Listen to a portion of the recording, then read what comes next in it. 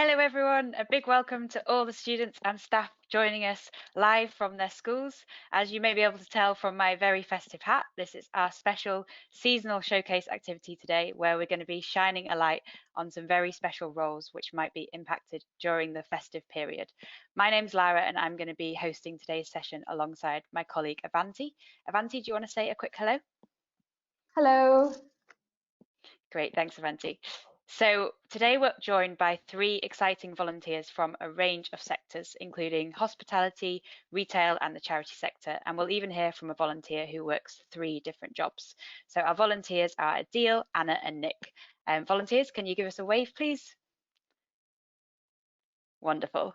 So before we hear about your roles, I'd like to hear from the students and teachers who have joined us today from across the country.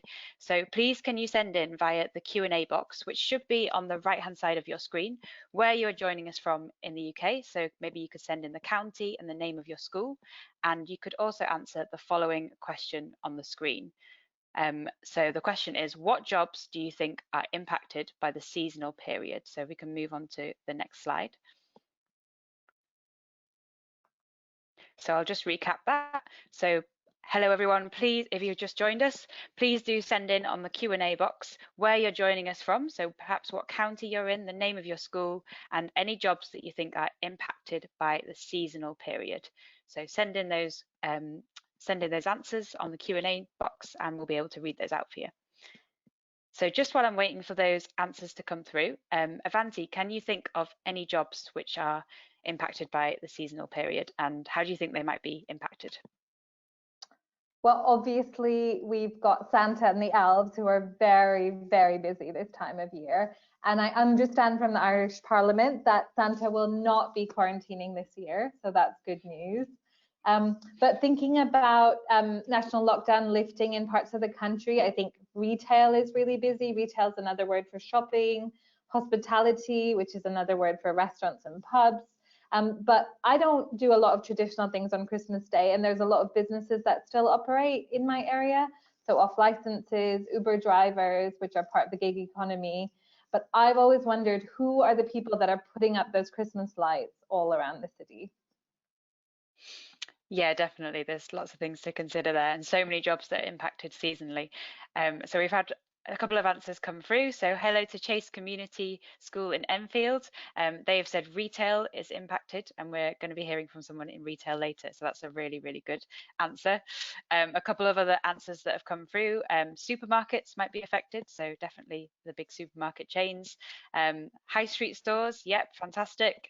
Transport, maybe rail services, perhaps they might be quieter this time of year. We've also said, so hello to Fuel Education in Nottingham. Hello, if you could send in what jobs you might think are seasonally impacted, that would be great. So we're getting a few answers coming through and I'm sure they will trickle through as we start. So please do send those in. It's really wonderful to have you all join and it's really interesting to hear that there are a variety of jobs that are impacted during this festive season, which brings us on very nicely to our volunteers.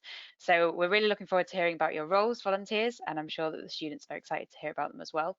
But I wondered if for a moment you could put yourself in their boots and remember when you were in secondary school, what job did you want to do? So Adil, I'm going to go to you first. Hi Adil, what job did you want to do when you were younger? Morning, everyone. Sorry, afternoon, everyone. For me, when I was at secondary school, I didn't really actually know what I wanted to do. There was a range of things that I knew people were doing in terms of working in supermarkets and working in shops and working in hotels. For me personally, I didn't really know what it is I wanted to get into. So it's absolutely fine for those of you that are sat in your schools at the moment, still unsure about what career path you want to take. The important thing that I sort of learned very quickly as my time in school went along was once you find out what it is that you want to do, just go into it wholeheartedly and put everything into it and to try and make it possible. But for me, you know, I was always looking at different people and friends and families that I knew that were working in different areas, be it a shop or a supermarket or, you know, in a hotel somewhere. I was always looking at them and thinking, okay, maybe that's something that I could do one day. But for me, there wasn't anything in particular when I was at school that I wanted to do. But I know some people have a clear plan in mind, and that's good. If you do have a clear plan in mind, then just go ahead and do whatever you can to achieve that goal. Thank you, Adil. That's some really useful advice and definitely reassuring to know that it's okay if you don't know what you want to do. We're going to be hearing more about Adil's job very shortly. So Anna, hi Anna, over to you. What did you want to be when you were in secondary school? Do you remember? Hi everyone, welcome. Thank you very much for having me along. You can probably hear from my accent, I'm not from this neck of the woods, I'm from Belfast in Northern Ireland. And what I wanted to do, I thought I wanted to do was be a journalist actually. And I then went off to Edinburgh University to study history. And I did storytelling of a different format actually. And all my friends were scientists and they said, you'll never get a job with a history degree. But I ended up in retail. And I think what I would say, as Adil had said, is do what you love. And I absolutely loved history and I still read. And I used some of the skill sets that I had through my degree, so the analytical skills, at least this is what I told the recruiters when I applied for the job. But I do wade through a lot of information and having great analytical skills helps. But actually we employed people at John Lewis with pharmacology degrees, biology degrees, Latin degrees. So it really doesn't matter what you do, study what you love and do what you love. Thank you, Anna. That's a really wonderful piece of advice as well. Nick, what about you? When you were in secondary school, what did you want to do? It depends when in secondary school. So year 7, I wanted to be a doctor, a surgeon, very specifically a surgeon. Until year 8, I had an accident, cut my leg open and realized I couldn't do blood. So just no, surgery was out. Then I decided to be a lawyer in year 9 because I figured lawyers and doctors both make good money. And I was just thinking about the money and kind of, I guess what the other guys have been saying about do what you love struck me in year 10. I was lucky enough to be part of a project at my school, which showed me that I really wanted to work with young people. And so I just pushed, and actually that's pretty much all I did from that point onwards. And I pushed and pushed and pushed, and that's the field I ended up in. But again, I started with that mindset of, oh, my camera's gone, I'm so sorry. But I did start with the mindset of, you know, it doesn't really matter what I do as long as I'm making money. And that changed very quickly to a mindset of, if you find a job you love, you never have to do a day's work in your life because it doesn't feel like you're working. You put more effort in, but it doesn't feel like hard work anymore. And I guess that's what the one thing I love about my job. I work really hard, but it doesn't feel like I'm drained at the end of the day, which is nice. Thank you, Nick. And it's clear to see your passion for your work coming through as well. And I just wanted to read out a few more comments that we've had coming in. So Chase Community School, they've said travel might be impacted by the seasonal period, definitely. Woodside High School, hello, in North London. And you said online shopping increasing, maybe barber, hairdressing being impacted as well. Really, really good thoughts. Thank you for sending those in and welcome to the session. So for anyone listening, if you don't know what you want to do or perhaps even have some idea, then it's okay, no matter what kind of stage you're at in your career journey or the thoughts that you may have about your career. So today we're going to learn about a variety of roles and hear from our volunteers. You can learn what you may be suited to or may not be suited to, and you can hear about the kind of skills that you might need for your role. So this session really is for you students, so please do make the most of it and send in all your questions live to our panel of volunteers and they will happily answer those questions for you. So without further ado, let's hear from our first volunteer. So Adil, back to you. Please tell us what it is that you do. Hi everyone, so my name's Adil Shafiq. I'm the Deputy Sergeant Footman at the Royal Household, and what the Royal Household is essentially is Buckingham Palace. So that's where I work, and I'm the Deputy Sergeant Footman there, and that's where I am today. And essentially what I do is I manage the footman team along with another team of managers, and we look after all the hospitality requirements within the royal residences. If you go to the next slide, please, Avanti. So we're based here at Buckingham Palace, but we also do work at St James's Palace, which is across the road from us. We do work over at Windsor Castle. We go to Holyrood House, and there's some other residences that we travel to as well. So my role is essentially a traveling role, and it's the same that goes for our team as well. And I work in what's called the Master of the Households department within Buckingham Palace, and the department is responsible for the arrangement for the entertainment given by the Queen at Buckingham Palace, Windsor, St James's, and Holyrood as well up in Edinburgh. So we look after all of the events essentially that take place, and it's the footman team that manage that. But there's different branches, and we sort of come together and work through everything from organising a guest list to looking after the organising and the planning of the event, to the safety and the security element of the events, and then the delivery and the washdown of the events as well. So there's all sorts of sort of different aspects that come into play when it comes to the Masters department, and we all work together to ensure that our work gets done. For me, when I first started out, I grew up in Birmingham, and I went to school in Birmingham as well. And I never in a million years thought that this is the job that I'd be doing, 15, 20 years down the line. But, as I said, I didn't really know what I wanted to do in school. But then, a time came when I realized hospitality is what I wanted to go into. So I started working in hotels. Just as a waiter, and then realized that I loved working as a waiter, and I really enjoyed hospitality service, and I started working my way up the ranks within the hotel company. So I traveled around the country in the hotels. So I think there's a school from Nottingham in. I worked in Nottingham Belfry. I worked in Manchester, I worked in Liverpool, Cheshire, you name it, I've been there, Leeds. So I've traveled the country in terms of hotels, and I worked all over the place. And then an opportunity came up at Buckingham Palace, looking after sort of visitor experience. So in terms of the summer opening, when you can come in and visit the palace during the summer periods when the Queen's away in Scotland. So I kind of worked throughout that period and worked my way up the ranks through there, and then sort of transferred a couple of years ago up to the Masters department into what's called G branch. So if you go over to the next slide, I'll explain what the branches mean. So the Masters department is split into 3 separate branches. So F branch is essentially the food side of things, and they're responsible for the preparation, cooking and presentation of food for all events. And they also support members of the royal family and look after sort of the daily provisions of meals for members of the royal family. So F branch is essentially the food side of things. If we go over to the next slide.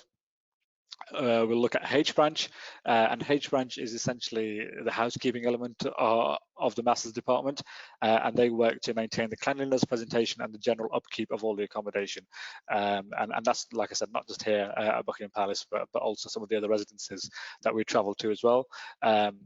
And then, yeah, essentially, when it comes to some of the private residencies that we go to, the housekeeping assistants that work there will do some of the maiding duties and look after the guests that are coming to stay. So that's F branch, and that's H branch. And then if we go over to the next slide, which is G branch, and that's where I'm based, and me and alongside another deputy sergeant manage the footman team. Footman essentially is a butler, and we look after all the sort of the butling requirements around that. So essentially seeing guests in and out of the house. And when I say house, that essentially means Buckingham Palace, because it is a home to the Queen and some of the residents as well. We'll do valeting, we'll do logistical support because we travel, we'll serve meals, we'll take care of the silver, the glass, the china, and the wines. And in terms of events, we'll look after receptions, lunches, dinners, state banquets, state ceremonies, and family events. And what we mean by family events is maybe things like a wedding, and we had a couple of weddings a few years ago, which was nice. So yeah, it's a big variety of things that I do, and the team do a great job. But yeah, if you'd asked me this in school that I'd be working here, I'd have said you're crazy. But yeah, as everybody else has said, find what you enjoy doing, go ahead and do it, and you can do whatever you need to. So we go back to Laura. Does anybody have any questions for me? I'm not sure if Laura is still on this call, Avanti.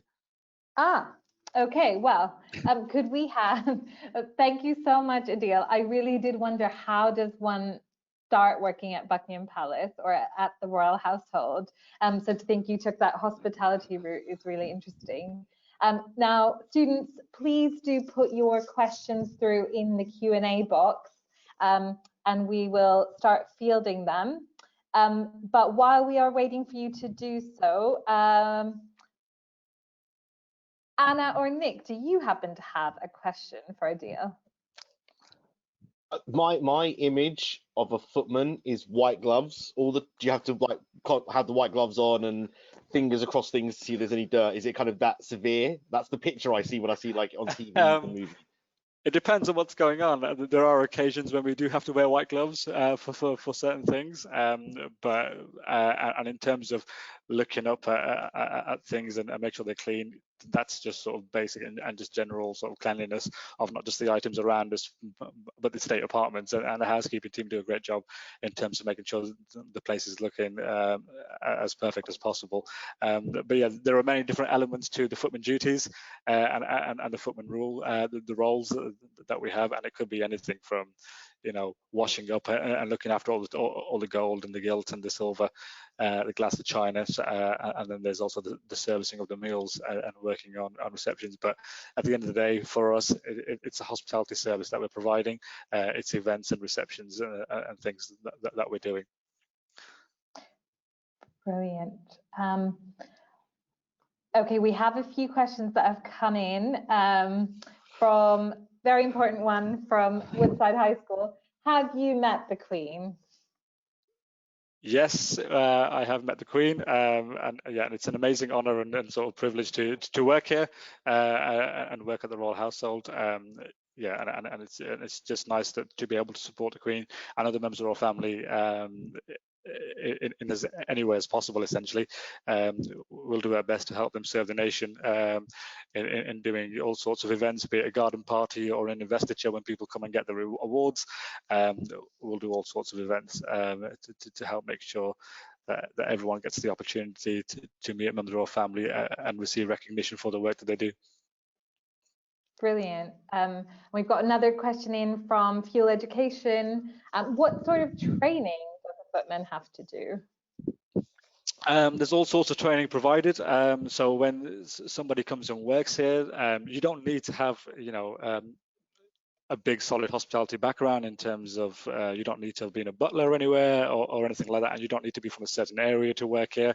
The household is open to everybody in terms of employment, and we all do the training in-house. So for example, if you apply to be a footman and you came to work here, you'll do, you know, a few weeks worth of training, for example, in the silver pantry, learning how we can take care of the silver. Then you'll do a few weeks in the glass pantry, some time in the cellars, and you'll just rotate around the different areas. Then you'll always shadow somebody, and somebody will always be around to kind of guide you and help you and just show you around and just make sure that you do know what you're doing, so that you know, it does take a long time to kind of learn and get to grasp with what we do as a team and as an organization, but there's always somebody around to help make sure that you do know what you're doing, and then eventually you'll get to a stage where you're comfortable and confident to be able to train other people. So there's all sorts of trainings, there's all sorts we do, and the learning never stops because the fun never stops.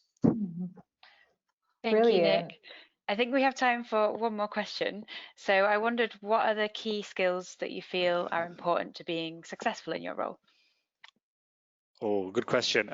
Communication, because we are an enormous organization.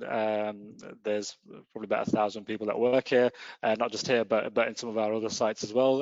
So there's always a lot of communicating going on between the different residences.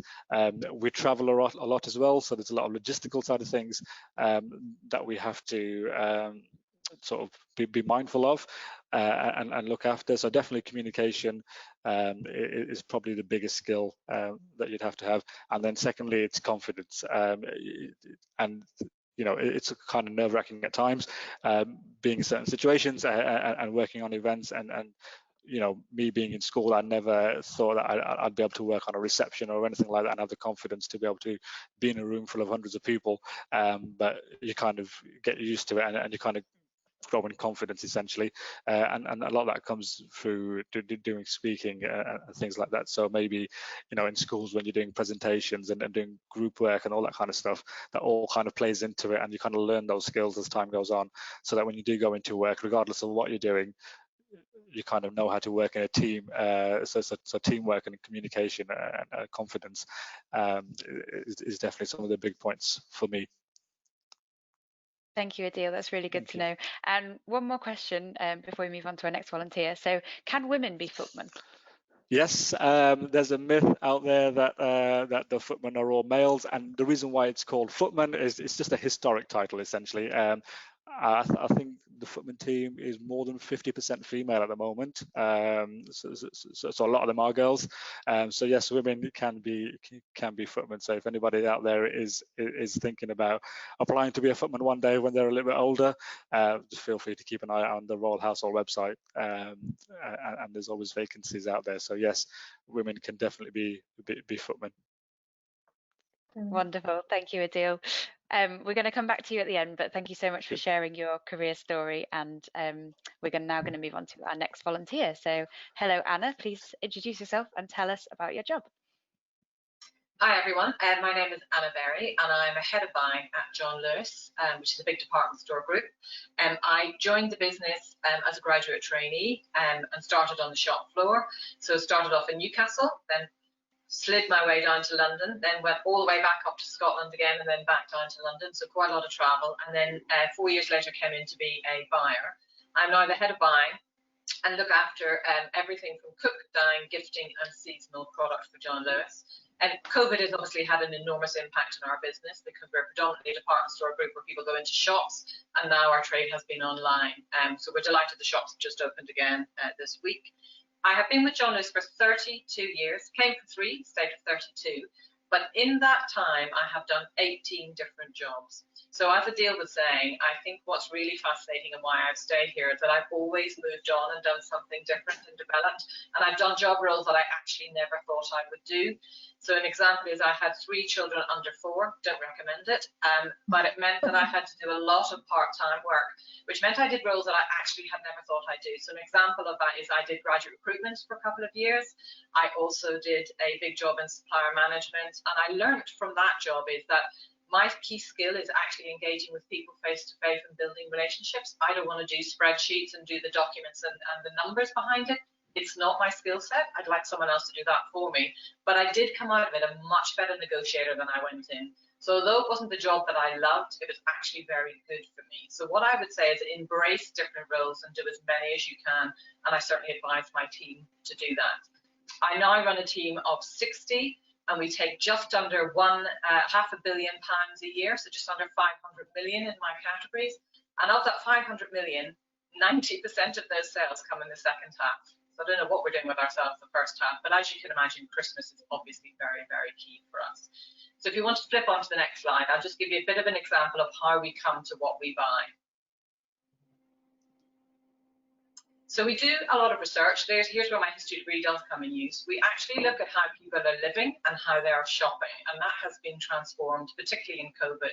But people are now renting much more, houses and property are smaller, the housing market has been slow, and what impact does that have on the home categories that I do?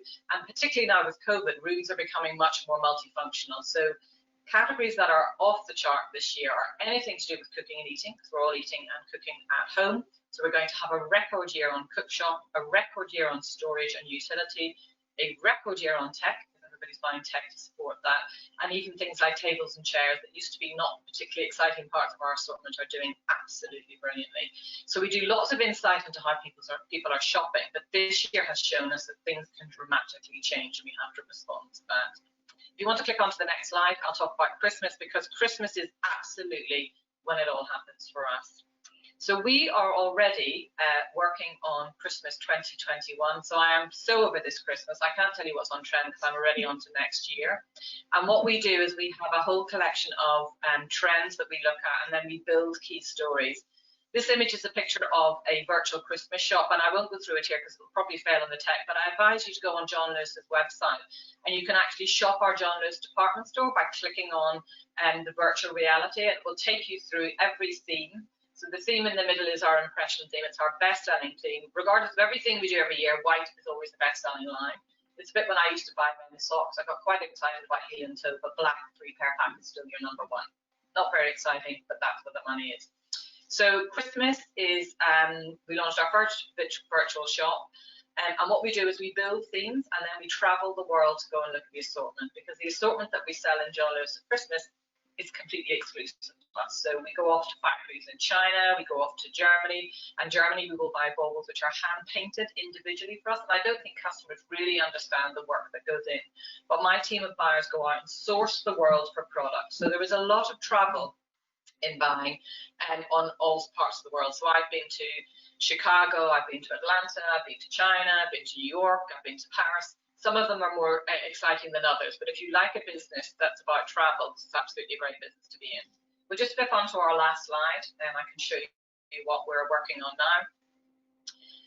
So what you do in Christmas, we're trying to create, this is Christmas for 2020, but on 2021, we are building on these key things, because it's not just about the tree, it's about how you prepare your home for Christmas, it's the decorations you want. We also need to reflect the diversity and inclusion of society, so we're working on a big piece on Diwali and Eid for next year and how we celebrate those with more authority, to think about how people host in their houses. And if you wanted to know the key skills that you need to have, is you need to have real creativity to do buying. You need to have absolute passion for your product, but you get excited about any product you buy. So I did get quite excited about men's socks, which seems a bit sad, but because you know lots about them, you get excited about them. But you learn how to buy product that's right for your customer. You don't buy what you love, but what you think your customers love. And you need to have real tenacity. You also need to love to lead, because you will lead a big team of people. So mentoring and leading your team and making them the best version of what they are the critical things in buying as well. The great thing about it is, like Adil, no day is ever the same. You do a lot of traveling, a lot of talking to suppliers. You'll move from one category to another. So you get a great variety of work and creativity in what you do. Brilliant. Wonderful. Thank you so much, Anna. It's really interesting to hear about the value of different jobs as you were exploring your career and finding your feet, and as well the proportion of sales that come through in the second half of the year is really fascinating to hear. So students, if you have any questions for Anna, please do send them in now. So the first question I'm going to ask you, Anna, is what do you most enjoy about your job? I love the fact that every year you get to wipe the slate clean, so you get to start again. So we're over this season and on to the next. So every year is different, and if you enjoy a job that's really creative, that's really, really rewarding. So you get to start again. And when sales are brilliant, it's absolutely the best thing in the world when you see a product and you see it sell well. The other key thing I love is the leadership part of it. I do a lot of mentoring, a lot of coaching of my team. And when I see someone in my team do well, that for me is the most exciting part of the job. Thank you, Anna. Next question is, what was your education route into your career? So great question. So I did a master's degree in history, which doesn't really qualify for me to do anything in retail. And I was probably the only graduate in my year who never worked in a shop. So I was a pretty rubbish sales assistant to start with. But John Lewis quite rightly insisted that we started on the shop floor and learned it from the bottom up. So I started on the shop floor, learned how customers wanted to shop, what they wanted to do. And then I moved from that into buying and then moved through my career. But what I would say to you guys is, life is not linear. You don't sort of come out of university and decide you're going to be head of buying for John Lewis, and you do many roles before you get there. And I would really encourage people to try different things, because you learn what you're great at, what you love, and what maybe you're not so good at, but you can get other people to do for you. Yeah, definitely. Thank you, Anna. Next question, really, really good question. Thank you for sending this one in. Have you ever bought anything that didn't go down too well? And if so, what were the consequences and how did you overcome that challenge? Of course we have. Yeah, absolutely. Great question. Quite often it's a question of timing. So you buy something that you think is absolutely brilliant, and you either get the timing of the product right or the price of it wrong. So what you have to do is learn how to mitigate it. So a clever buyer will say, okay, I've either bought too many of those or I've got them at the wrong price. So you either take the price down and do a reduction, or you talk to your suppliers that you've hopefully built a brilliant relationship with and get them to help you out on the product as well. Sometimes I did lots of categories that were weather impacted, and that's really difficult. So if I was wearing Panama hats and it rained all summer, I was going to be left with a lot of stock. Or if you've got heavy woolly scarves and it's the mildest winter on record, you get left with it. So sometimes you get it wrong, but what the trick is to learn to mitigate it. So we get it wrong lots of the time in terms of timing. The trick is also to let it go, and that's what I've learned in my career. I bought a brand in when I was buying jewelry, and I couldn't believe it wasn't working. And you keep convincing yourself it's going to get better. It's not going to get better if it doesn't sell in the first 6 to 8 weeks. Cut your losses and move on, and that's what you learn. Deal with the situation and move it. Great, thank you, Anna. Next question for you. So do you get involved in the John Lewis Christmas adverts, and what goes into these, do you know? I get very involved because I'm part of Christmas, and this year's ad has been very different, and I absolutely love it because we thought in a time of COVID it wasn't appropriate to do what we normally do. So the Give a Little Love campaign has been absolutely fantastic. I get involved in terms of product. So for example, when we did Edgar, the lovely dragon that we did last time who blew up everything in smoke, we then have to go and source the product for the ad. It's always really, really stressful because we never get enough time. And what we want to try and do is avoid air freighting stocking because that's expensive. So we built Edgar before we'd even seen the cartoon version of Edgar, which is quite difficult to do. And then you never buy enough of it. And particularly Edgar went absolutely insane. So you never get enough. If you buy too much, you'll have one of those mistakes on your hands that we talked about. But absolutely, it's a really key part of my assortment to make sure we reflect the ad. Thank you, Anna. Okay, next question for you. How did you gain your leadership skills? Oh, what a great question. My goodness. I think you learn by doing it. I do believe that leaders are people. So I always say to people, a leader is there to make the best version of the person they're leading that they possibly can. You are there to empower your team and to coach them and mentor them. You're not there to tell them what to do. So great leaders inspire their teams. And I think you learn it by doing it. You learn it by watching other great leaders around you or people who are not quite so good at leading. But I think I've definitely seen that when you're more confident about what you do, then you become a better leader. And for me, the key things about being a leader is inspiring people to follow you and empowering them to do it, not controlling them. And I think when you have more experience, you get better at it. It's a really good question. Thank you, Anna. We're going to move on to our next volunteer in a moment, but final question for you, Anna, is if you were to give the young people listening one top tip or one piece of advice, what would that be? Well, a bit boring, the same as I would say before. Do what you love. Find out what really, really makes you tick. You don't have to do a certain kind of degree or a certain kind of qualification, but try lots of different things. I never would have expected to go into retail at all. And when I applied at Edinburgh University, I applied to everything from banking to Fords to Rankovas. I was the only person in the Rankovas interview who didn't know anything about food, and I was absolutely in the wrong place. But actually, what I would say is just try stuff, and unlike me, not every job is for life. Although I've been in the partnership a long time, I've done 18 quite different roles, which is why I have stayed here. So I would say try different things, work out what makes you tick. And to Nick's point, if you do it, it's not like her. I'm really passionate about what I do, as are my team, and try different things. Thank you so much, Anna, and thank you so much for giving up your time today. Really, really appreciate it. Okay, we're going to move on to our final, our final volunteer now, who is Nick. So hello, Nick, please introduce yourself and tell us what it is that you do. Hi there. So my name's Nick Smith Patel, and depending on when you catch me, I do various different jobs. So 9 to 5, normally I work for a youth charity called My Bank, and I look after programs for them. But more kind of seasonally, I guess you could say, I do 2 other jobs. So if we can start the presentation, please. I also work as a magician and as a DJ. So I'm kind of a Christmas performer. A lot of my work happens at kind of Christmas parties, office parties a lot of the time, weddings, that kind of stuff. So I was going to take you through a kind of quick what I do and a few of the kind of careers within magic that you might not have considered, because when I say that there are lots of jobs in magic, everyone thinks about the magician. There's tons, and we're going to go through some of those in a bit. So next slide, please. So I do 2 things. One thing is that I'm a working DJ, and I've been doing that for years now, and that's something that came about just because I was bored and I had music, I had turntables that I could get to. So I do club sets, weddings, corporate parties, private dues sometimes if I'm feeling up to it. The reason I'm here today, though, is to talk about the other half of my kind of performance side of things. I'm a working magician. Apart from doing magic tricks for people, I've also done other bits and pieces. I'm a magic consultant, and I also have worked previously as a writer for magicians. So we'll talk about how that all kind of works together, I guess. In terms of careers in magic, yeah, I think, Avanti, if you can do it twice. Oh no, perfect. So this is what everyone thinks of when they see magic. They think about a performing magician, right?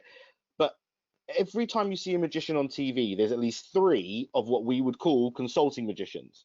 They're magicians who know their stuff. They're very, very good at what they do, but they're just in the background helping, right?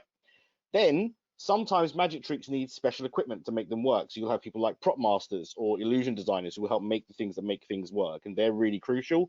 If you don't have those people, it doesn't matter how good a magician you are. If your props don't work, it all goes very, very quickly. If you are working in theatres, sometimes you'll have a theatrical consultant. If anyone's a Harry Potter fan and they know that there's a West End play with Harry Potter, a real magician was brought in to teach all the magic tricks to all the cast. And so you can have a kind of a view of the magic and the theatre side, and that helps you do that job. Jack Thorne, I think, is the name of the guy that did it for Harry Potter. A friend of mine worked with him to teach some of the stuff on stage.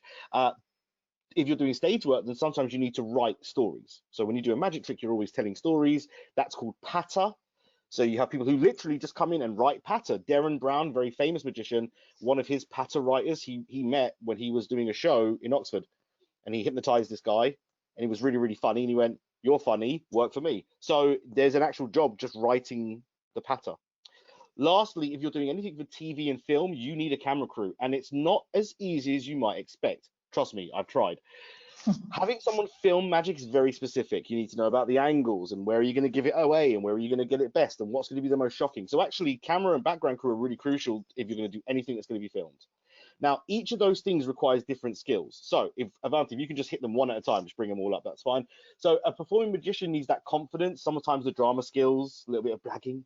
But there's also dexterity stuff and making things actually move. So, to do something like this, where you take a coin, put it in the hand and make it vanish, that's practice. It's just lots and lots of practice. A consulting magician does the same thing, but without having to have the confidence. But they're planning stuff. So there's more analytical stuff. So you have to have all that kind of knowledge of the tricks and be able to plan things as well, which is kind of interesting.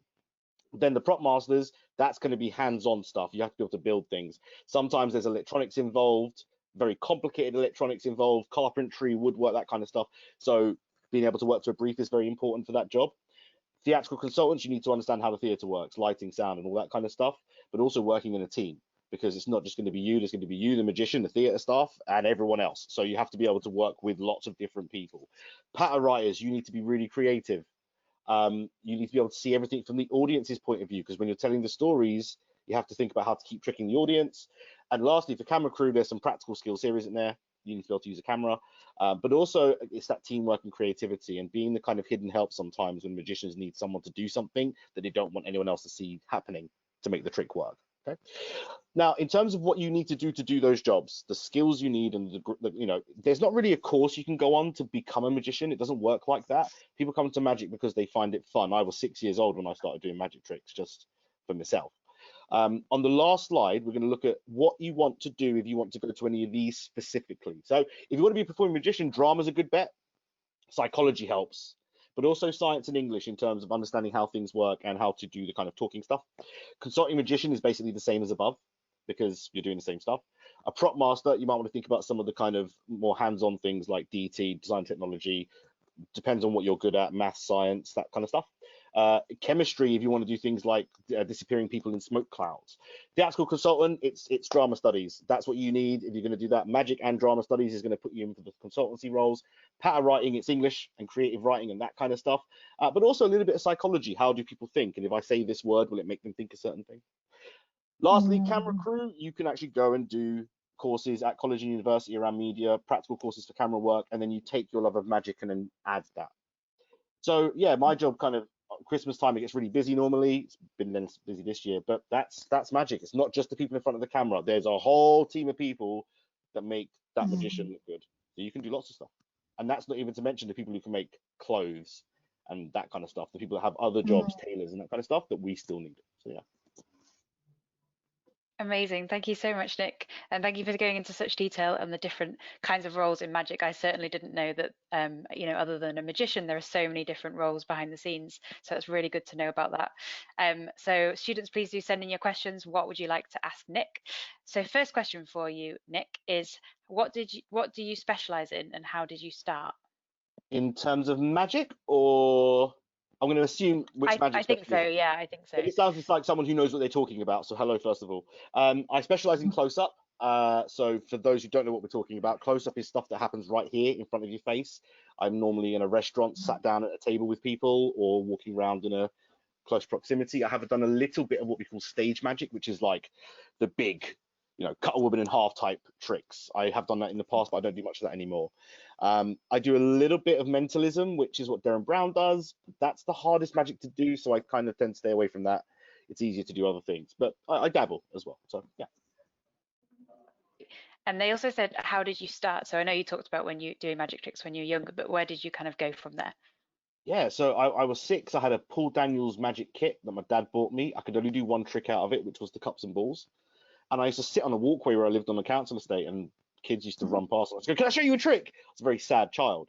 But eventually, I was about 10 years old, and one of my mum's friends asked me to do her son's birthday party. They paid me £5, and I went along and I did a couple of tricks. I used my brother as a stooge. It was really awful, but I got paid a £5, and that's the moment it twigged.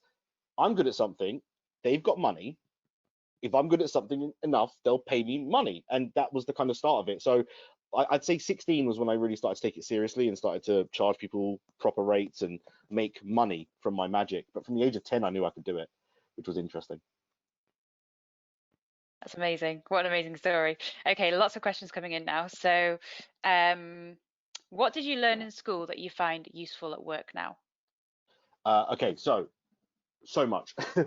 So I did A-level psychology, and for magic, that's the most important thing you can do in terms of a subject, I think. Or so even sociology, just understanding how people think and what makes them tick, because that means you can lean into certain things and you can force certain behaviors and you know what you're looking at. So psychology was good. English was great. Drama was my favorite, and drama teaches you to have the confidence. And I guess one of the things that always stuck with me as an exercise, and you can try this at home as well, is try and talk for 45 seconds about something you hate doing, but pretending that you're liking it. And it's that kind of exercise that I had to get through to kind of learn how to, talk about me doing this when actually it's over here that everything's happening. It's really difficult to turn your brain off when you're doing something. So yeah, drama was my favorite, but psychology was so much fun as well. So amazing. Next question, what are the perks of the jobs? And perhaps you could talk about what you enjoy, why you do it. Is it difficult to be managing a few different jobs? yeah, I mean, so time management is key. You don't want to double book yourself and think you're turning up to a DJ gig and you've got all your magic gear and everyone's expected to hear music. That doesn't work.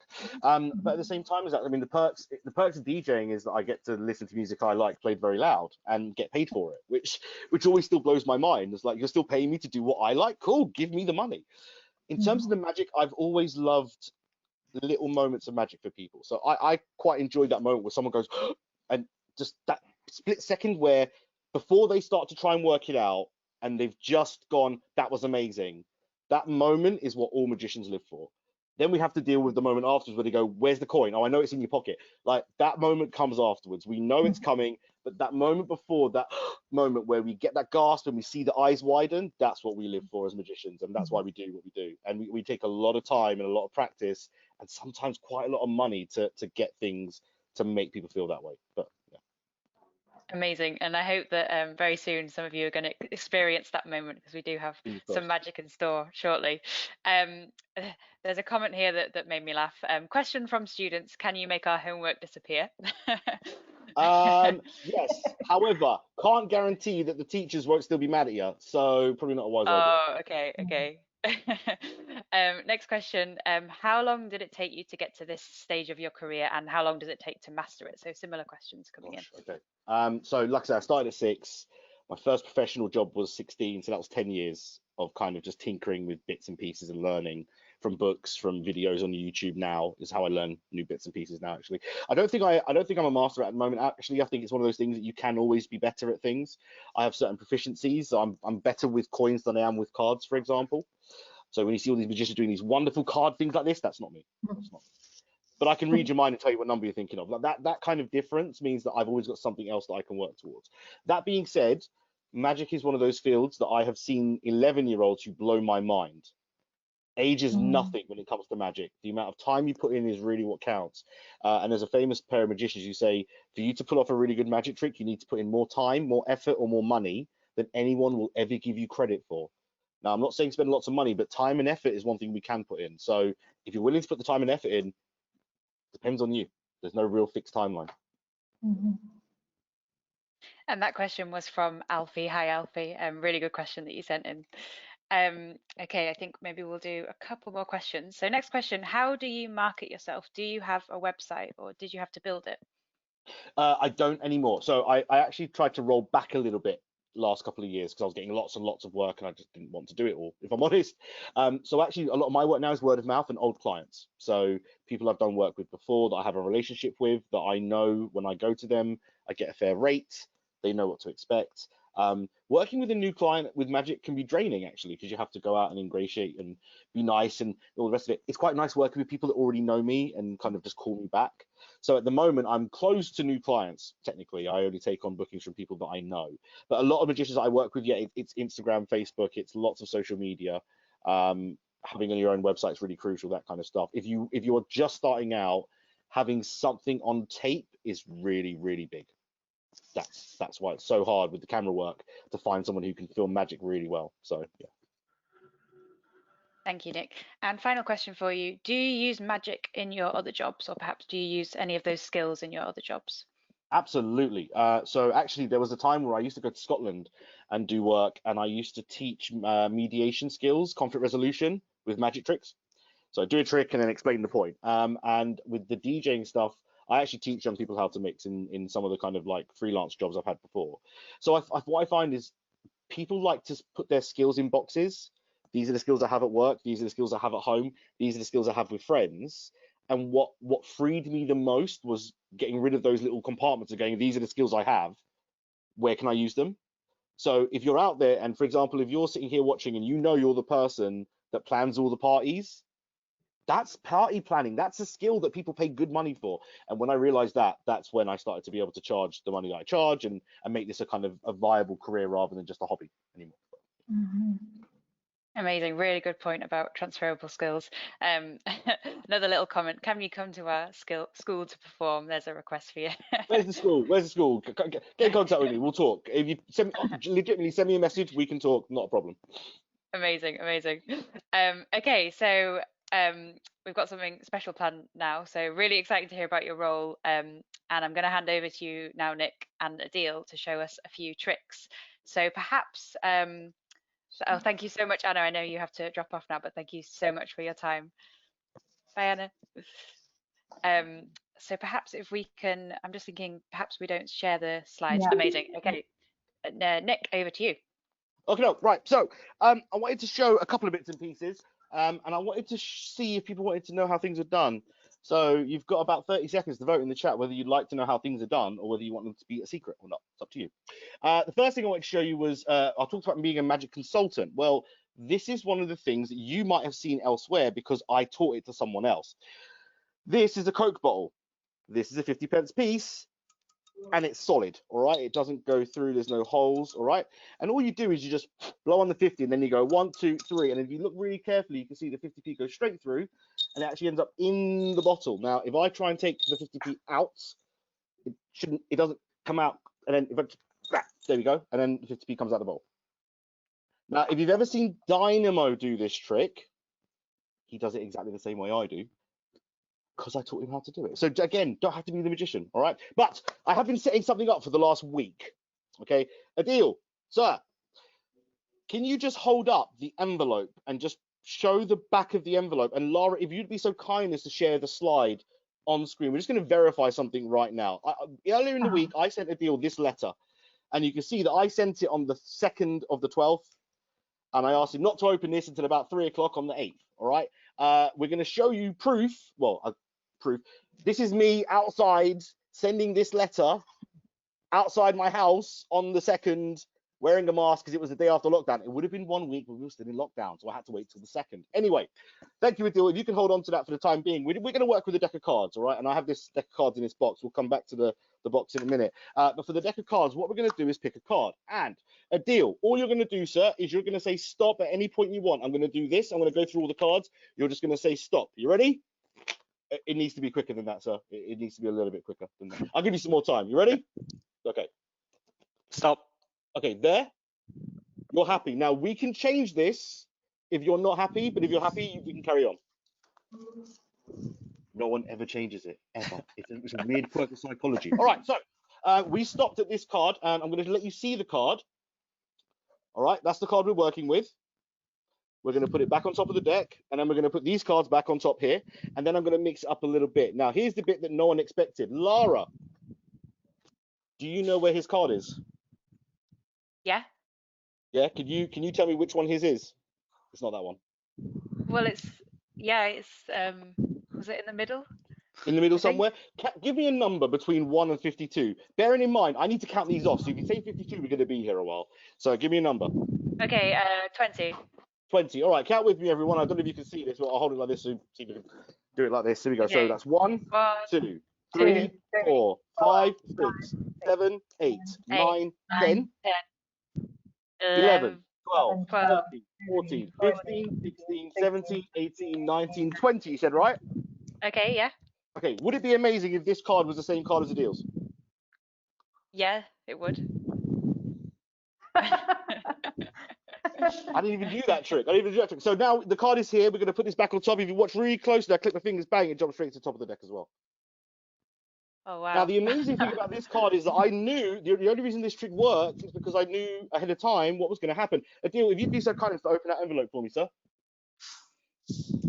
Yep, so the envelope is still sealed, and I'll open it.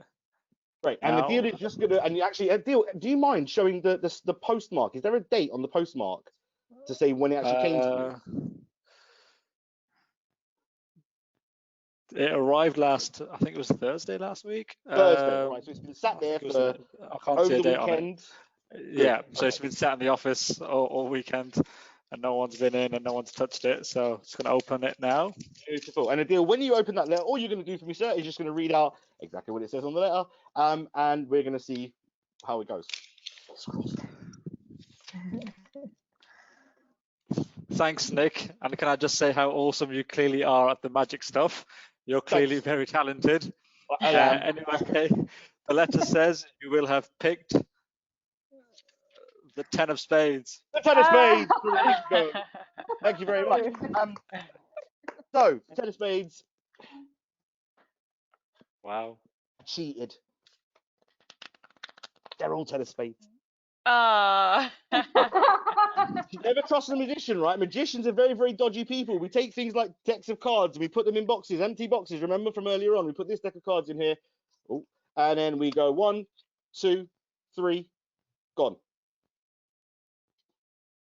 And that is how you do that. Thank you very much. Wow, thank you so much, Nick. Gonna give a little round of applause. Amazing, amazing. We have a comment come in that just says cool, so they're very impressed. Oh, I might have got away with it. That's good. That works. That's okay. That's good. Yeah. So we've almost reached the end of our session. But we're just going to do a few last reflections. So students who have been listening and sending in your questions, it'd be great if you could send in what you have learned from today's session. So it might be that you've learned a general message or attitude towards careers, or perhaps you've learned something more specific about one of the volunteers' job roles. So please do send in your comments and we would love to share them. In the meantime, Nick and Adil, perhaps you could share one top tip. So if considering they're in secondary school, what piece of advice would you give to the young people listening today? So Adil, over to you first. Something similar to, I think, what Anna and Nick have been talking about in terms of find what you love doing. You'll dabble in a few things over the course of the next few years, but find what you love doing. And I think the one bit of advice that I'd give everybody is to just not be afraid to ask for help. there's always people around you that will support you and that will guide you. You guys are at school now, and your teachers are going to be there to help guide you in your journey at school. I know my teachers at school were certainly helpful. So just even your friends and your families that are around you, if someone is struggling, don't be afraid to help them, and don't be afraid to ask for help, because it's the people around you that will support you and get you to where you need to be. Yes, you need to have your self-motivation and that kind of stuff as well, but it's teamwork and it's working together that really makes things happen. So yeah, just work hard, be respectful, and don't be afraid to ask for help. Amazing, Adil. That's some really good bits of advice, really helpful. And Nick, over to you. What about you? What advice would you give to the young people? I guess, you've got a long time to go to make choices about what you do and how you do it. And, the one thing that I sometimes look back on my childhood years and regret is not taking certain opportunities that were afforded to me. So, sometimes there was a chance to join a club that I didn't join because I'm too cool for that and I don't need to do that. And actually, the reality is that I really enjoyed doing that thing. And the only thing that stopped me going was my coolness. I guess do what makes you happy, not what makes other people happy. Because at the end of the day, the only person you have to live with is yourself. So if you don't like it, why are you doing it?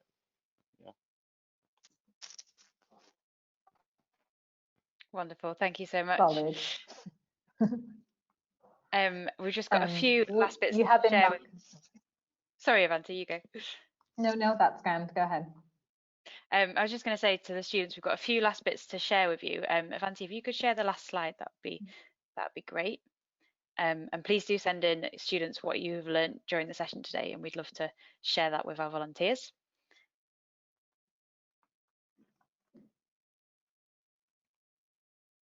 Great. So you should see it on the screen at the moment. A few bits that you can get involved in to further explore your career journey and further get thinking about it. So there's a website called www.icould.com, and you can explore lots of videos from a range of professionals and learn about different jobs, and it includes some labour market information that might be useful to explore. There's also a buzz quiz on this site, so you can take the buzz quiz. It's like a personality test and learn more about yourself and the kind of role you might be suited to. And we're also going to be sending around a student survey as well, so it'd be really great if you could complete that. And then teachers, if you do want to organise a similar bespoke activity for your students, you can sign up at Inspiring the Future or get in contact with me if you do want any support in doing something similar. I'm just going to read out a couple of learnings that we've had through on the chat now. So I learned that women can be footmen. Amazing. Thank you for sending that in. I learned that there are lots of jobs in Magic. Definitely, I really didn't know about all the different roles available, so thank you for that, Nick. And I didn't know you had to travel around to buy products. Yeah, that's really interesting. So massive thank you to Nick, Adil and Anna for joining today. Really appreciate your time, and if anyone does want to get in touch, has any further questions or comments, then please do so. So thank you everyone. Bye bye.